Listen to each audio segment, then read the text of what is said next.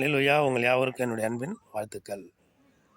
இப்போ நம்ம வீடுகளில் ஒரு மரம் ஒன்று வளர்த்தோம்னா, அது ஒரு முக்கியமான ஒரு மரம் நம்ம வீடுகளில் இருந்துச்சுன்னா, தினம் நம்மளுடைய வீடுகளில் அருகாமையில் உள்ள எல்லாருமே நம்ம வீட்டுக்கு வந்து வந்து போய்கிட்டே இருப்பாங்க. அது என்ன மரம்னு கேட்குறீங்களா? அது கருவேப்பில்லை மரம்.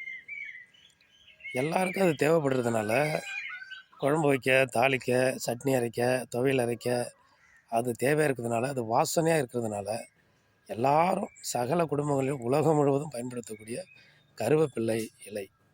அந்த மரம் நம்மள்ட்ட இருந்துச்சுன்னா, எல்லாரும் நம்மள்ட்ட என்ன பண்ணுவாங்க, காலையில வந்து நம்மள்ட்ட கேட்பாங்க. நம்ம ஒடிச்சு கொடுப்போம். அதை கிள்ளி கொடுப்போம். அதுக்காக வந்துக்கிட்டே இருப்பாங்க. எல்லாரும் வளர்க்கணுன்னு ஆசைப்படுவாங்க. எல்லார்ட்டையும் அது வளராது. எல்லாராலையும் வளர்க்க முடியாது. ஆனால் முயற்சி செய்வாங்க, இருக்காது. அதேபோல் நாமும் ஒரு வாசனை உள்ள மரம் தாங்க.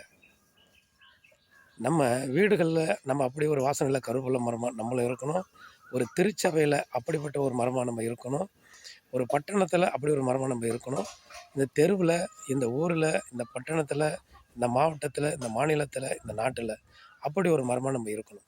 ஏன்னா ஆண்டவர் சொல்கிறாங்க, ஜெபம் என்கிற தூப வர்க்கம் வாசனையாய் ஆண்டவர் முகர்வார். அப்போ நம்ம ஜெபிக்கிறவர்களாக இருக்கிற பொழுது வாசனை நிறைந்த தூப வர்க்கமாய் அவர் என்ன பண்ணுவார், அதை ஏற்றுக்கொள்வார், அதை விரும்புவார். அப்படி வீடுகளில் கருவேப்பிலை மரங்களை வளர்க்குறோம், எல்லாரும் அதை நேசிக்கிறாங்க, விரும்புகிறாங்க, பயன்படுத்துகிறாங்க. அதே மரம் போல் மனிதனாகிய நம்மளும் வாசனை உள்ள ஒரு மரமாக, ஜெபிக்கிற ஒரு மரமாக நம்ம இருந்தோம்னா கட்டாயம் ஆண்டவர் நேசிப்பார். ஆமென். அல்லேலூயா.